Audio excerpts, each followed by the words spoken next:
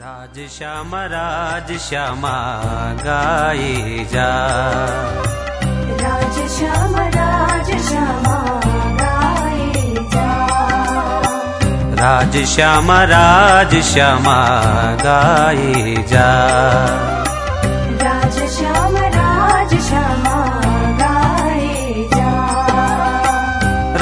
श्यामा राज श्यामा राज श्यामा राज श्यामा राज श्यामा राज श्यामा राज श्यामा राज श्यामा राज श्यामा राज श्यामा राज श्यामा राज श्यामा राज श्यामा राज श्यामा गाए जा। राज श्यामा गाए जा। राज श्यामा राज श्यामा राज श्यामा राज श्यामा राज श्यामा राज श्यामा राज श्यामा राज श्यामा राज श्यामा राज श्यामा राज श्यामा राज श्यामा राज श्यामा राज श्यामा गाए जा। राज श्यामा गाए जा।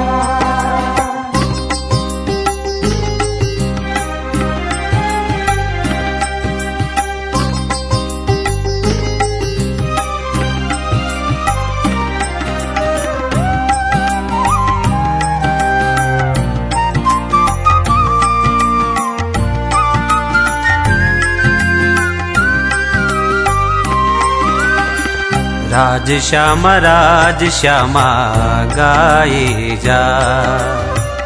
राज श्यामा गाए जा। राज श्यामा गाए जा।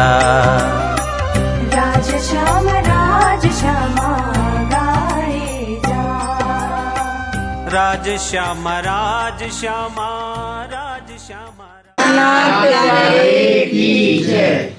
श्री प्राणनाथ मन भाए अली मोहे प्राणनाथ मन भाए प्राणनाथ मन भाए अली मोहे प्राणनाथ मन भाए विंध्याचल पर्वत के ऊपर विंध्याचल पर्वत के ऊपर सुंदर धाम सुहाए अली मोहे सुंदर धाम सुहाए अली मोहे प्राणनाथ मन भाए प्राणनाथ मन भाए अली मोहे प्राणनाथ मन भाए गुम्मट बंगला बनो है धनी जी को गुम्मट बंगला बनो है धनी जी को हिरन तखत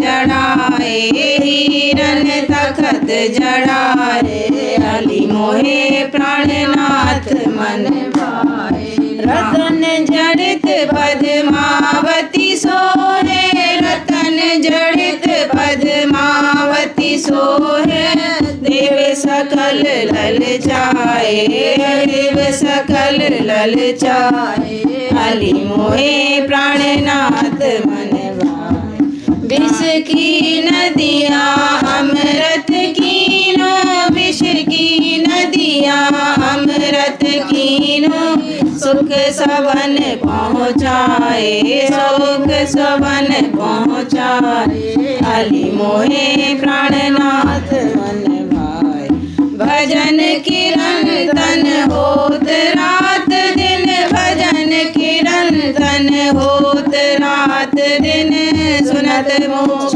फल पाए सुनत मोक्ष फल पाए अली मोहे प्राणनाथ मन भाए श्री ठाकुरानी जी साथ सकल मिल श्री ठाकुरानी जी साथ सकल मिले जग निराश खिलाए जाग निराश खिलाए अली मोहे प्राणनाथ मन श्री सुंदर श्री इंद्रावती जीवन श्री सुंदर श्री इंद्रावती जीवन अमर सखी चवर डुलाए अमर सखी चवर डुलाए अली मोहे प्राणनाथ मन भाए प्राणनाथ मन भाए अली मोहे प्राणनाथ मन बोलिए श्री प्राणनाथ प्यारे की जय। बंदो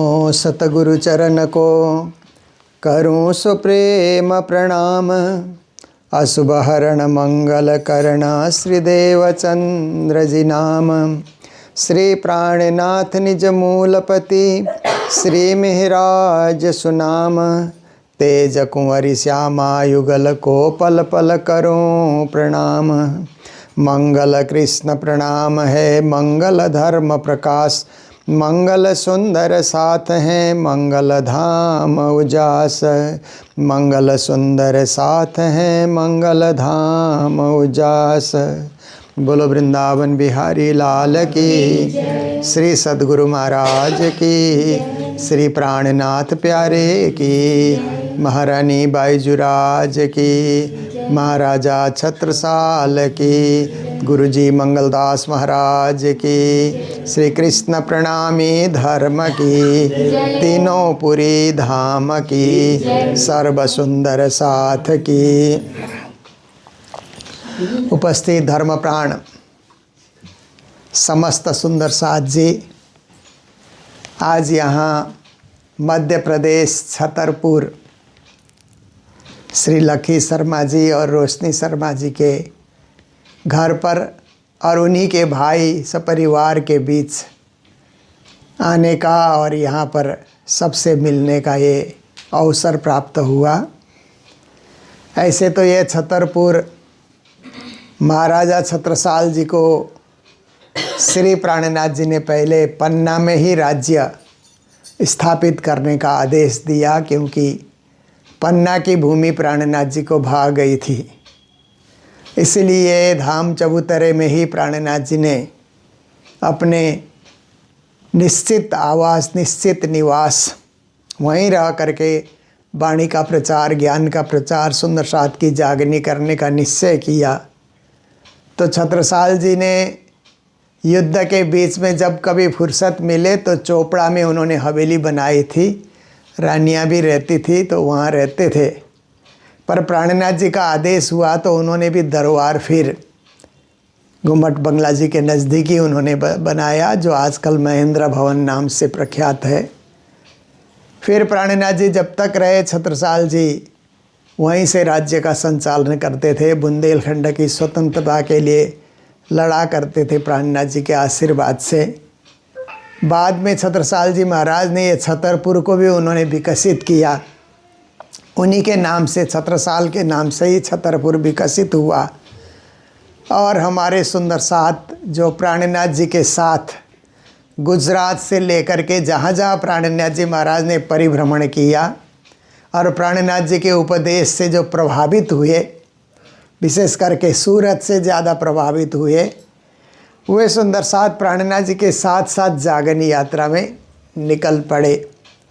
तो सूरत से जब निकले, जब जामनगर से प्राणनाथ जी निकले थे तब तो थोड़े ही लोग साथ में थे, क्योंकि गांव बसाने के लिए जूनागढ़ में प्राणनाथ जी गए थे। उसके बाद भी कुछ कुछ साथ चलते रहे, पर सूरत से जब प्राणनाथ जी निकले धर्म प्रचार यात्रा में तो 500 की संख्या में सुंदर साथ निकले, ऐसा बीतक में बताया जाता है। तो उन्हीं सुंदर साथ आपके पूर्वज हैं जिन्होंने घर छोड़ करके, व्यापार छोड़ करके, सुंदर सुंदर घर की व्यवस्था को छोड़ करके, क्योंकि कहा जाता है कि उस समय भारत में सूरत सबसे धनाढ्य शहर था। तो वहाँ के लोग क्या है कि सोने की थाली में और चांदी की कटोरियों में खाना खाते थे। सूरत के लोग इतने संपन्न लोग थे, हर प्रकार से व्यापार में व्यवसाय में संपन्न थे। तो फ्रांस से एक यात्री घूमने के लिए आया था, कई जगह वो गया तो उसको लगा कि भारत में सबसे संपन्न शहर सूरत है। तो वहाँ सूरत में वो गया तो देखता है, अरे यहाँ के लोग कितने खुशहाल हैं, देखो इतने सारे व्यंजन बना करके खाते हैं, अलग अलग कटोरियों में सब व्यंजन डाला हुआ है और थाली में भी खाने की चीज़ है। तो वो सोचता है कि हमारा देश फ्रांस तो कितना गरीब देश है कि हम तो ब्रेड और बटर ही खाते हैं और कुछ हमारे पास खाने को नहीं है। यहाँ तो सब्जियाँ, फल फूल, मिठाइयाँ सब कुछ भरपूर खाते हैं। तो उसने विचार किया कि मुझे फ्रांस नहीं जाना चाहिए, मुझे सूरत में ही रहना चाहिए। तो सूरत के व्यापारियों ने कहा कि यहाँ तो नवाब का राज्य चल रहा है, नवाब से जा कर के पूछो, ऐसे तुम नहीं रह सकते हो। तो नवाब से पूछने गया तो नवाब ने सोचा ठीक है, विदेशी आया है, इसको रहने दिया जाए। तो सूरत के व्यापारी ने ऑब्जेक्शन किया, ये गरीब मुल्क से आया है, ये यहाँ रहेगा तो ये फिरंगी भी है, इसलिए यहाँ रहने से क्या है, हमारे शहर में दरिद्रता आएगी, इसलिए इसको यहाँ से भगा दिया जाए। तो ऐसा संपन्न सूरत शहर था। अब तो फ्रांस कहाँ से कहाँ पहुँच गया, पर हमारे देश में तो विदेशियों का राज चला, मुग़लों का राज चला, अंग्रेज़ों का राज चला, इसलिए बहुत वर्ष तक हमारा देश तो दबा रहा और हमारी जो है उन्नति करने की जो क्षमता है और हमारी प्रतिभा है उसको भी विकसित होने का मौका उन्होंने नहीं दिया। तो जब से भारत स्वतंत्र हुआ तब से अभी भारत आगे बढ़ रहा है। अब तो विश्व भर के लोग भारत की ओर आकर्षित होते हैं, ऐसा समय लौट करके आया। तो सूरत से श्री प्राणनाथ जी महाराज ने जागनी यात्रा, विशेष रूप से महामंगलपुरी धाम स्थापना करने के बाद जागनी यात्रा शुरू की। तो आपके ही पूर्वज लोग वहाँ से चल पड़े और हर जगह प्राणनाथ जी की सेवा की और हर जगह सुख दुख को भी उन्होंने भोगा, घर की सुविधाओं को त्यागा और यात्रा में तो कष्ट तो होता ही है। आजकल की यात्रा में इतना कष्ट नहीं होता है, पहले से फ़ोन कर दो तो आगे इंतज़ाम सब हो जाता है। पर उस समय ये व्यवस्था भी नहीं थी प्राणनाथ जी महाराज के समय में। तो जहाँ पहुँचे पर उस समय श्रद्धालु लोगों ने प्राणनाथ जी की सेवा की, सुंदर साथ की सेवा की, कहीं भूखा प्यासा रहना नहीं पड़ा, सब जगह खाने की व्यवस्था हो जाती थी और यात्रा आगे बढ़ती रही। तो कितने प्राणनाथ जी महाराज 20,000 किलोमीटर की उन्होंने यात्राएं की है। 12,000 किलोमीटर तो पैदल चले, भूमि में चले हैं, बहुत सारे शहरों में, गांव में, कस्बे में, पहाड़ पर्वत सब जगह चल के उन्होंने पन्ना तक आने में 12,000 किलोमीटर भूमि की यात्रा और 8,000 किलोमीटर जल की यात्रा, क्योंकि विदेश में गए, बसरा गए, बगदाद गए और अब्बास गए और फिर उन्होंने इधर मस्कत गए। तो ऐसे यात्रा करते हुए प्राणनाथ जी की एक ही इच्छा थी कि रोशन कर ले हुक्म बजाए, ब्रह्म सृष्टि और दुनिया देव रे जगाए। वाणी में कहते हैं कि जो ज्ञान सद्गुरु धनिश्री देवचंद जी महाराज ने तारतम के माध्यम से प्रकाशित किया, उस ज्ञान की रोशनी को लेकर के मैं सर्वत्र परिभ्रमण करूं, जागनी यात्रा करूं और ब्रह्म सृष्टि और दुनिया देव रे जगाए। क्योंकि इस संसार में तो परम धाम की ब्रह्म सृष्टि भी आई है, अक्षरधाम से ईश्वरी सृष्टि भी आई है और दुनिया की सृष्टि को जीव सृष्टि कहा जाता है, जो अनंत अनंत संख्या में है।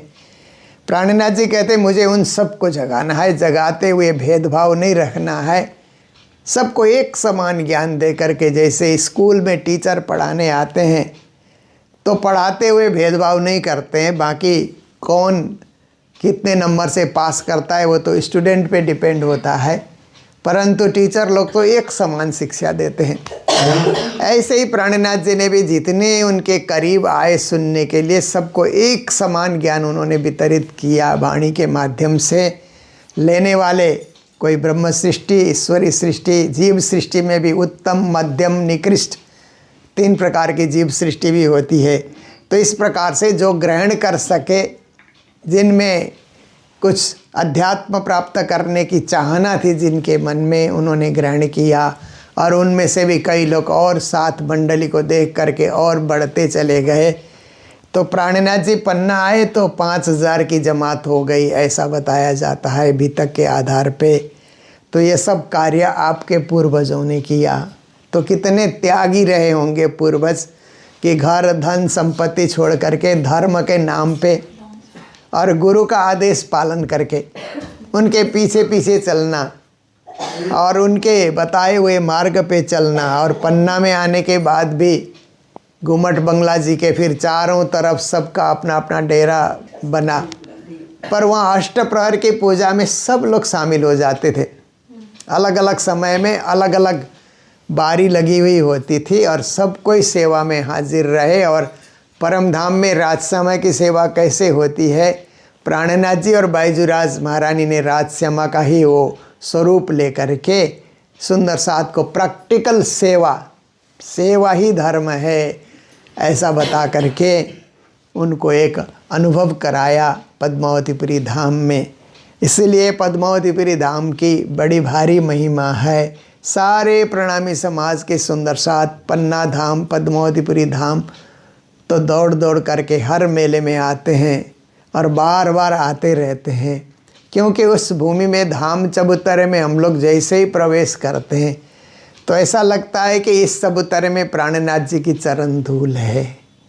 क्योंकि 11 साल तक पन्ना में रहे तो चबूतरे में कितने बार उन्होंने परिभ्रमण किया होगा, कितने बार वहाँ जागनी रास की लीला उन्होंने दिखाई होगी। तो ऐसे परम पवित्र स्थान, परम निर्मल स्थान और आत्मा कल्याण करने के लिए अति योग्य स्थान श्री 5 पद्मावतीपुरी धाम पन्ना है, धाम चबूतरा है। अभी आप लोगों ने गाया प्राणनाथ मन भाए आली मोहे, प्राणनाथ मन भाए। आली सखी को कहा जाता है। सखियां एक दूसरे से बोल रही हैं कि अरे सखियों, हमारे मन में प्राणनाथ जी भा गए। प्राणनाथ जी इतने अच्छे लगे कि हम उनको छोड़ ही नहीं सकते हैं, क्योंकि उनको पकड़ेंगे तो इस लोक का भी कल्याण होगा, परलोक का भी कल्याण होगा। क्योंकि प्राणनाथ जी ने कहा है कि जो मेरे शरण में आता है, ब्रह्म सृष्टि को ऐसो नूर जो दुनिया ते बिना अंकुर ताए नए अंकुर जो कर किए ने चल देख नज़र। ब्रह्म सृष्टि तो मेरे शरण में आकर के जागेंगे ही, और जो जीव सृष्टि है उनमें भी अंकुर प्रस्फुटित मैं कर दूंगा। उन्हें भी परम धाम का सुख मिलेगा, उन्हें भी 25 पक्ष में परिभ्रमण करने का मौका मिलेगा। तो ऐसे प्राणनाथ जी हमें भरोसा दे रहे हैं कि आपकी आत्मा नष्ट नहीं होगी, 84 चक्र में जाना नहीं पड़ेगा, आपकी आत्मा सीधे परम धाम आएगी। तारतम का जाप करो और निष्ठा नियम पालन करके रहोगे तो शरीर छूटने के बाद सीधा आपकी आत्मा मूल मिला में जा कर के पहुँचेगी। ये गारंटी प्राणनाथ जी ने दिया है वाणी के अंतर्गत। इसलिए ऐसे प्राणनाथ जी नहीं भाएंगे तो कौन भाएंगे, है ना। इसलिए प्राणनाथ मन भाए, हमको भा गए, मन में समा गए प्राणनाथ जी महाराज। सखियों प्राणनाथ जी मन में समा गए। फिर कहते विंध्याचल पर्वत के ऊपर सुंदर धाम सुहायो। ये पन्ना की भूमि और आसपास की सारी भूमि को विंध्याचल पर्वत कहा जाता है ना। पर्वत है पर लेटा हुआ पर्वत है, वो ऊंचाई में नहीं है, क्योंकि उनके गुरु ने उनको लेटे रहने के लिए, अगस्त्य मुनि उनके गुरु थे। तो विंध्याचल पर्वत ने सोचा कि मैं सबसे ज़्यादा ऊंचाई लेकर के हिमालय पर्वत से भी ऊपर सुमेरी पर्वत को भी जीत करके मेरी ऊंचाई होगी, ऐसा सोच करके विंध्याचल अपनी हाइट को बढ़ाने लगा। तो सब लोगों ने देखा कि ये तो इतिहास ही बदल देगा, इसलिए गुरु अगस्त्य को कहा कि आप जा कर के समझाइए। तो गए तो उसने प्रणाम किया विंध्याचल पर्वत ने अपने गुरु को। तो अगस्त्य मुनि ने कहा कि तुम प्रणाम करते रहो, मैं दक्षिण भारत घूम करके आता हूँ, जब तक मैं नहीं आऊँगा सिर नहीं उठाना। वो आए ही नहीं और वो सिर झुकाए आज तक विंध्याचल पर्वत से झुका रहा है, कब गुरु लौट करके आएंगे। पर वो अगस्त्य मुनि तो नहीं आए, पर प्राणनाथ जी गुरु बन करके आए ना वहाँ।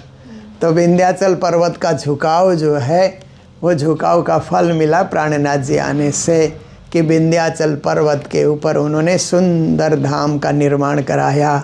महाराजा छत्रसाल को बोल करके घुमट बंगला मंदिर का उन्होंने निर्माण कराया। तो विंध्याचल पर्वत के ऊपर सुंदर धाम सुहायो। फिर कहते हैं घुमट बंगला बन्यो है धनी जी को, हीरन तखत धराए, रतन जड़ित पद्मावती सोए, देव सकल ललचाए। प्राणनाथ जी का आदेश हुआ तो पहला बंगला मंदिर बना, क्योंकि प्राणनाथ जी छत्रसाल से मिलने के लिए आए थे। तो छत्रसाल तो मऊ में थे उस समय। छत्रसाल जी ने कहा मेरे ऊपर तो अब शेर अफगान की वो चढ़ाई है, मैं आ नहीं सकता। तो स्वामी जी आप खुद पधारें, पैदल पैदल पधारें, खास सुंदरसात को लेकर के। बाकी भाइयों को, सबको, बुढ़े बीमार लोगों को पन्ना में ही रहने के लिए आप आदेश करें, आप पधारें। तो प्राणनाथ जी महाराज मऊ पधारे और छत्रसाल महाराज की जागनी भी वहीं पर होती है, अभी तक में हम लोग सुनते ही हैं। तो उसके बाद फिर चोपड़ा में उन्होंने प्राणनाथ जी की पधरावनी की, पूर्ण ब्रह्म ब्रह्म से न्यारो, ये आरती बोलते हुए चोपड़ा में पधरावनी की। और होने के बाद जब कुछ महीने बीते तो प्राणनाथ जी ने कहा छत्रसाल, मैंने पूरे उत्तर भारत का भ्रमण किया, ये पन्ना की भूमि मुझे भा गई है, मुझे अचल तीर्थ यहीं पर बनाना है, इसलिए मैं तीर्थ बनाने के इच्छुक हूँ। तो छत्रसाल जी ने कहा कि कोई बात नहीं, आप बनाइए, ये पूरी भूमि आपकी है, खाली है, जहाँ मर्जी आप बनाइए। तो उस समय प्राणनाथ जी महाराज को उन्होंने घोड़े में पालकी में बिठा करके सब जगह घुमाया। ये भूमि पसंद है, ये भूमि पसंद है, ये भूमि पसंद है। प्राणनाथ जी ना ना ना करते गए। पहले जिस चबूतरे पे झंडा फहराया था वहाँ लेकर के आए, ये भूमि पसंद है, हाँ ये मुझे पसंद है। तो वहीं पर बंगला मंदिर पहले बनाया, फिर बाद में गुमट मंदिर बनाया। इसीलिए गुमट बंगला बन्यो है धनी जी को, हीरन तखत धराए, रतन जड़ित पद्मावती सोए, देव सकल ललचाए। बाद में प्राणनाथ जी ने हीरा मिलने का वरदान दिया। छत्रसाल जी ने हीरा चढ़ाया तो हीरा का तखत, सिंहासन, जो कुछ भी है, छत्रसाल जी महाराज ने वहाँ पर व्यवस्था कर दी। फिर कहते हैं कि बिस्की नदिया अमृत कीनी, सुख सबन पहुँचाए, भजन किरंतन होत, रात दिन सुनत मोक्ष फल पाए। बिस्की नदी को प्राणनाथ जी ने चरण रज छोड़ करके अमृत के रूप में परिणत किया और वहाँ भजन कीर्तन सुंदर साथ को करने के लिए प्राणनाथ जी का आदेश हुआ। तो पन्ना में परम धाम के स्वरूप में प्रकट हो गया। पन्ना परम धाम देख, आशिका आराम देख, करके प्रणाम देख, सकल दुख भागे हैं, कहते मस्तान जिन्ने लागी इस्कतान, रूहे देख दीदार श्री प्राणनाथ पन्ना में विराजे हैं। जीवन मस्ताने ने ये पंचक गाया। तो परम धाम की शोभा पद्मावतीपुरी धाम पन्ना को मिली, क्योंकि वहीं वाणी में जो भी है आप देखिए, वाणी में रास, प्रकाश, सट ऋतु, कलश, कलश की 2 चौपाई, ये तो जामनगर में वो नज़रबंद में थे तब अवतरण हुआ था। केवल आवजी बाला मारे घेरे, आवजी बाला नौतनपुरी धाम में सदगुरु के धाम जाने के बाद प्राणनाथ जी आए, तब उनके मुख से वहाँ पर उतरी। फिर सूरत आए तो कलश ग्रंथ का पूरा अवतरण हुआ। फिर प्राणनाथ जी दिल्ली और अनूप शहर में रहे तो गुजराती के प्रकाश और कलश को हिंदी में उन्होंने खुद अनुवाद किया, हिंदी कलश, हिंदी प्रकाश। फिर सनंद ग्रंथ का अवतरण दिल्ली और अनूप शहर में होता रहा। खुलासा का अवतरण रामनगर से शुरू हुआ, पन्ना में जाके पूरा हुआ। उसके बाद खिलवत, परिक्रमा, सागर, श्रृंगार, सिंधी, मार्फत, ये सारे ग्रंथ का अवतरण पन्ना में बंगलाजी मंदिर में। जब सुबह 9 से 12 बजे तक चर्चा सुनाते थे, रात को भी 9 से 12 बजे तक चर्चा सुनाते थे। उसी दरमियान में प्राणनाथ जी के मुखारबिंद से इन ग्रंथों का अवतरण हुआ। और लिखने वाले सुंदर साथ ने हाथ से लिख लिख करके, तब स्याही भी अपने से बनाना, कलम भी अपने से बनाना और कागज़ भी अपने से बनाना। देखिए प्राणनाथ जी ने सुंदर साथ के लिए 36 कारखाने खोल दिए, तो उनमें ऐसा भी उन्होंने शुरू किया कि कागज़ भी अपने हाथ से बनाओ। फिर वो जंगल में जा कर के कलम बना करके ले आना, स्याही भी बनाना। देखिए उस समय के लिखे हुए हस्तलिखित स्वरूप से आज हम लोग दर्शन करते हैं। तो हम लोग सोचते हैं कि क्या कैसे लिखा होगा, कैसे सब चीज़ का इंतज़ाम हुआ होगा उस समय। और प्राणनाथ जी मुखार बिंद से प्राणनाथ जी ने तो जितनी 18,758 चौपाई, एक चौपाई भी अपने हाथ से नहीं लिखी, सब चेलों ने लिखा। वो तो ध्यान मग्न हो करके मूल सूरत से, राज्य से, परम धाम से अपनी सुरता को जोड़ लेते थे। जोश उनमें आता था, ए देख दर्शन आवे जोश आवेश, उनमें जोश और आवेश आता था, वाणी उतरती थी। तो पहले तो आप देखिए उद्धव जी ने लिखा जब नज़रबंद में थे, उसके बाद साथ चलने वाले सुंदर साथ लालदास जी, केशव दास जी और भी सुंदर साथ लिखते चले गए। तो उन सुंदर साथ की भी कितनी बड़ी कृपा है हम लोगों के ऊपर कि न लिखते तो हम लोग वाणी कहाँ से पढ़ते। उन्होंने भी बड़ी कृपा की हम सुंदर साथ के लिए कि साथ चरणों आए सो तो सही, पर पिछले कारण ये वाणी कही। प्राणनाथ जी ने वाणी में ही एक जगह कहा है कि मेरे साथ मेरे चरणों में जो चल करके आए सो तो आ गए, तर जाएंगे तो, पर पीछे कालांतर तक, शताब्दियों तक आने वाले सुंदर साथ के लिए मैंने वाणी प्रकट किया है। वो वाणी पढ़ करके मेरे चरणों में आएंगे, परम धाम में आएंगे, 25 पक्ष में परिभ्रमण करेंगे वाणी पढ़ करके। तो आज तक वो वाणी हम लोग पाठ कर रहे हैं और हम उसी आचरण को, उसी निष्ठा को, उसी नियम को पालन करके हम भी अंततो गत्वा उसी दिव्य परम धाम में लौटने की हम सब लोग भी तैयारी कर रहे हैं। तो ये बड़ा आनंद का विषय है। श्री ठकुरानी जी साथ सकल मिली, जागनी रास खिलाए, श्री सुंदर श्री इंद्रावती जीवन, अमर सखी चंवल डुलाए। अमर सखी नाम के एक जो परमहंस है उनकी ये रचना है। तो कहते हैं कि प्राणनाथ जी ने श्री ठकुरानी जी मतलब श्यामा महारानी जो बाईजुराज तेज कुंवरी बाई हैं, उनको साथ में लेकर के जागनी रास की लीला उन्होंने दिखाई, जो आज भी शरद पूर्णिमा के अवसर पर पन्ना धाम में हम लोग प्राणनाथ जी की सवारी देखते हैं, जागनी रास की लीला। और श्री सुंदर श्री इंद्रावती जीवन, कहते हैं सुंदर बाई इंद्रावती और वो जो जीवन के आधार हैं, ऐसे के चरण रज अंबर सखी अंबरदास महाराज वो क्या कर रहे हैं कि प्रणाम कर रहे हैं, चंवल रुला रहे हैं और सब के प्रति शुभकामना व्यक्त कर रहे हैं। तो इसका मतलब है कि प्राणनाथ जी, प्राणनाथ प्यारे के साथ चलना। देखिए पन्ना में कितने लोग आते हैं ना। मैं तो शरद पूनम पे मुझे ट्रस्ट की ओर से कभी प्रवचन करने दिया जाता है, हर साल ही प्राय मुझे प्रवचन करने का मौका मिलता है। तो मैं वहाँ बोलता हूँ कि पन्ना घूमने के लिए लोग आते हैं, तो कई लोग हीरा के खदान यहाँ आए ऐसा सोच करके हीरा देखने के लिए, हीरा खरीदने के लिए पन्ना आते हैं। और कई लोग क्या है कि वो टाइगर का है ना वहाँ पर, वो टाइगर देखने के लिए वहाँ पर कई लोग वहाँ पर आते हैं। और कई लोग वहाँ के जो है पत्थर की कलाकृति को देखने के लिए, क्योंकि उनके खदान भी बने हुए हैं, वो सब देखने के लिए आते हैं। परंतु हमारे प्रणामी सुंदर साथ विश्व के किसी कोने से भी आएंगे तो प्राणनाथ प्यारे के दर्शन करने के लिए आते हैं और उनके मन में और कोई उद्देश्य नहीं होता है। लोग अलग अलग विचारों को लेकर के आ रहे हैं, परंतु प्राणनाथ जी को मानने वाले आते हैं। तो ये प्राणनाथ जी की भूमि है, तीर्थ भूमि है। उनके चरण रज हम मस्तक पे लगाएंगे तो हमारा भी कल्याण हो जाएगा। एक तीर्थ भाव लेकर के चल करके आते हैं प्रतिवर्ष। ऐसी पावन पन्ना भूमि, और आप लोगों के पूर्वज भी पन्ना में रहे। धीरे धीरे अब छतरपुर में उनका आना हुआ तो आप लोग भी यहाँ आकर के संगठित रूप से रहते हैं। और महाराजा छत्रसाल जी की जो गादी है वो मैंने पहले कुछ 10-15 साल पहले दर्शन किए थे, तो इस बार भी आने का मौका मिला तो कल दर्शन करेंगे प्रातःकाल आप लोगों के साथ जा कर के।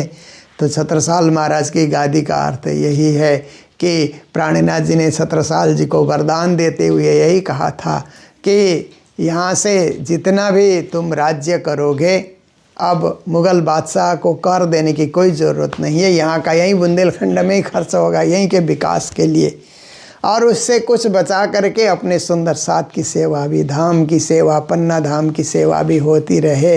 ये प्राणनाथ जी का आशीर्वाद था। तो छत्रसाल जी ने जीवन भर उस परंपरा को निर्वहन किया छतरपुर में आकर के भी। और अब तो क्या है कि सारे सुंदर सात पन्ना धाम दर्शन करने आते हैं। तो प्राणनाथ जी महाराज का आशीर्वाद है कि सब सुंदर सात पन्ना की सेवा को उठा करके पन्ना धाम की महिमा सर्वत्र बढ़ाते रहते हैं। तो यहाँ छतरपुर आने का मेरा मुख्य उद्देश्य यही है कि हम लोग विभिन्न श्री प्राणनाथ मिशन दिल्ली में स्थापित एक संस्था है, तो श्रीमती माताजी बिमला मेहता जी ने स्थापित किया था। तो उन्होंने क्या है कि प्राणनाथ जी महाराज की वाणी जो है हम लोग प्रणामी पढ़ते थे और हस्तलिखित ही हम लोग पढ़ते थे, फिर रुमाल में लपेट करके हम लोग रखते थे। कभी कभी तो एक रुमाल, फिर जाड़ो लागे पिया साल उड़ाई ऐसे होता है तो दूसरे रुमाल, तीसरे, कभी कभी 7-7 रुमाल में लपेट के रखते थे। किसी दूसरे को दिखाते ही नहीं थे हम लोग, क्योंकि वो स्पर्श करेगा तो हो सकता है हमारी वाणी अछूत हो जाएगी, ऐसा भी लोग सोचा करते थे, तो किसी को दिखाते नहीं थे। तो इसको छपाने के लिए प्रयागराज में तैयारी हुई कि इसको छपा दिया जाए। हस्तलिखित कहाँ तक लिखेंगे, सबको घर घर में पढ़ने को नहीं मिलेगा।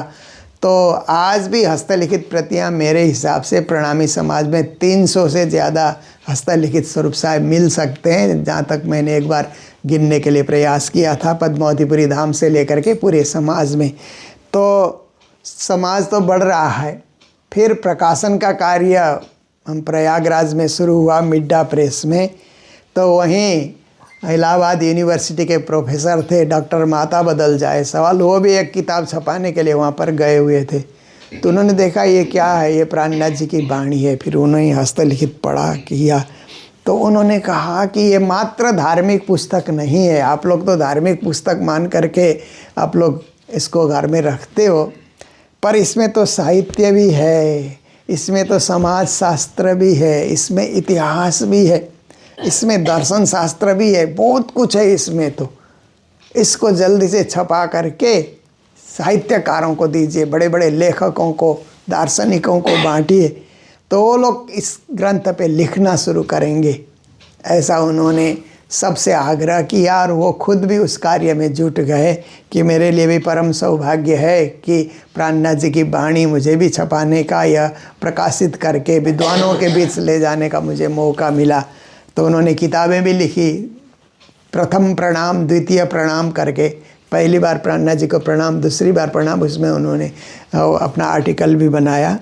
फिर छपने के बाद इसका प्रचार प्रसार शुरू हुआ। फिर बिमला जी मेहता ने प्राणनाथ मिशन की स्थापना की, तो उसके द्वारा भी वाणी का प्रकाशन हुआ।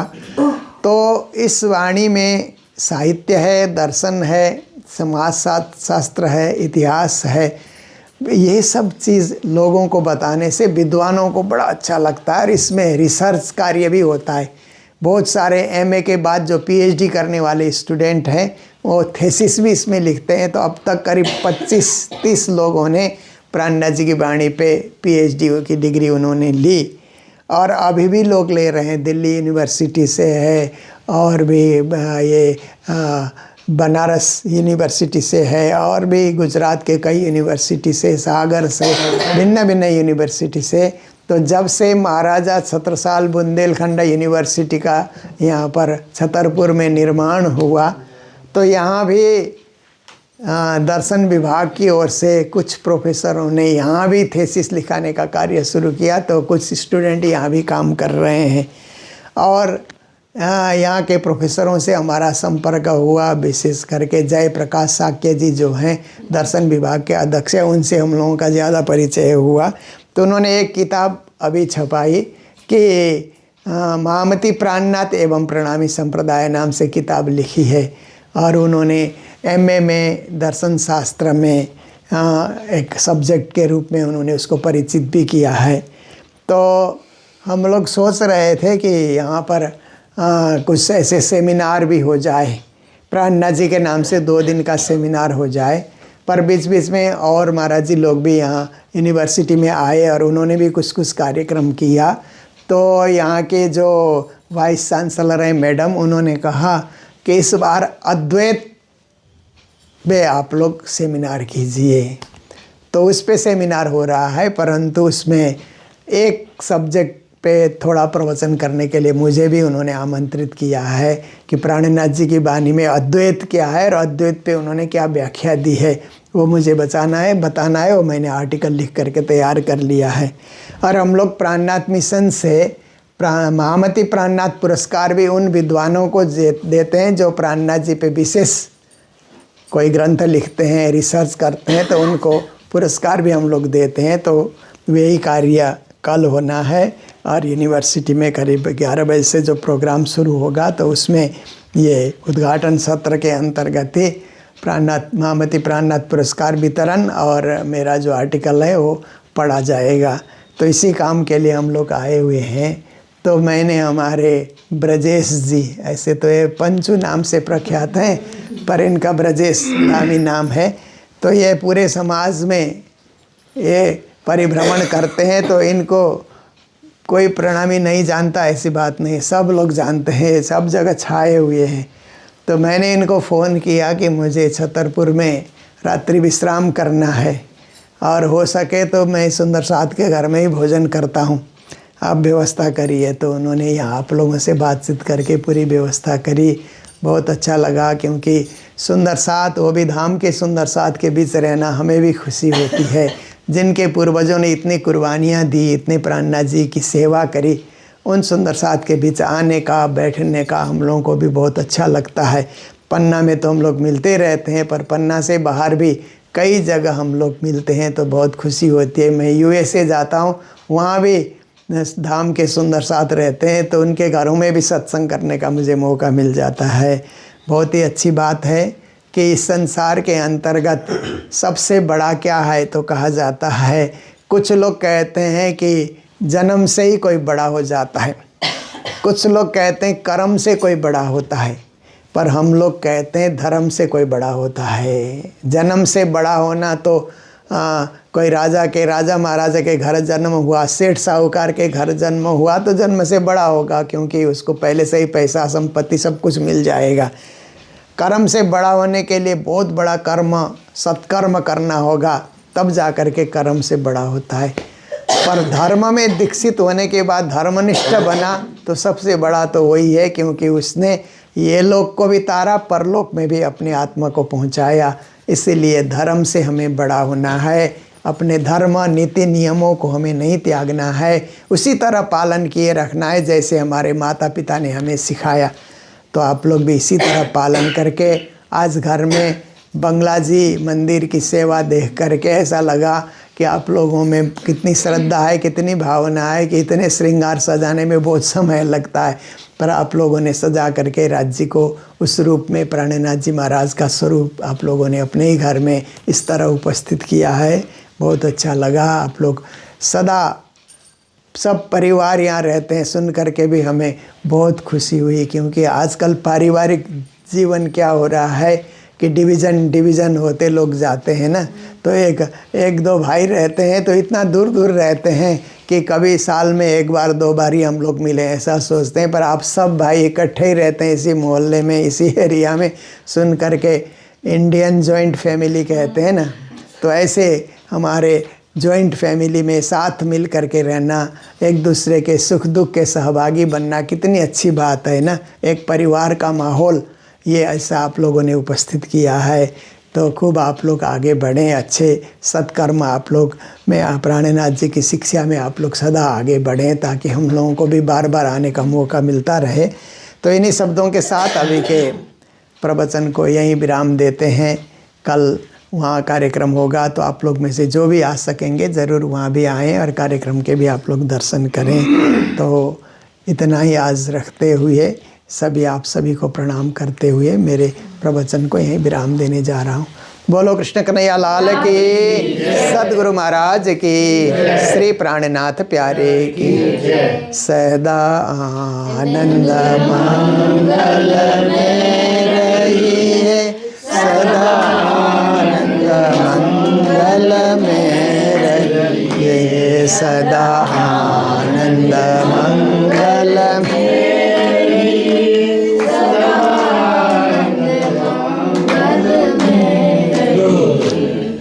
महाप्रसाद और चरणामृत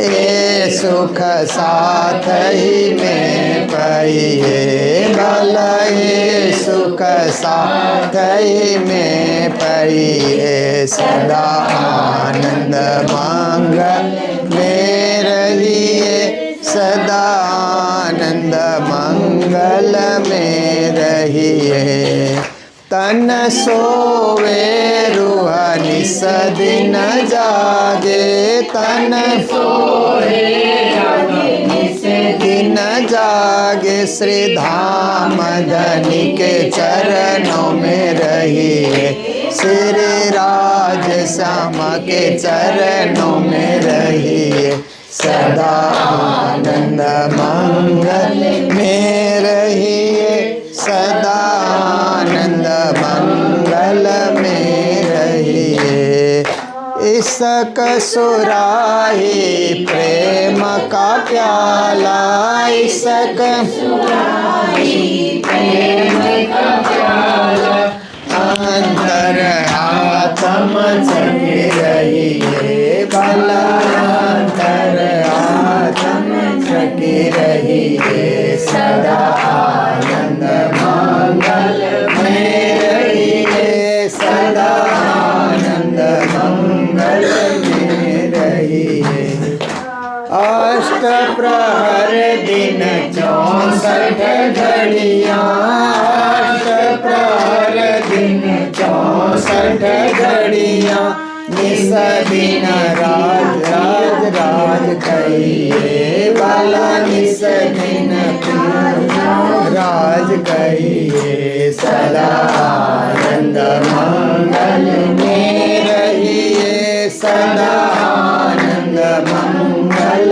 में रहिए छत्रसाल भजो धाम धनी जी को महाराजा भजो प्राणपति जी को और देवन सो क्या चाहिए भला और देवन सो क्या चाहिए सदा आनंद मंगल में रहिए सदा आनंद मंगल में रहिए सदा आनंद मंगल में रहिए सदा आनंद मंगल में रहिए बोलो श्री प्राणनाथ प्यारे की श्री धाम के धनी की सर्व सुंदर साथ की आज के आनंद की प्रणाम।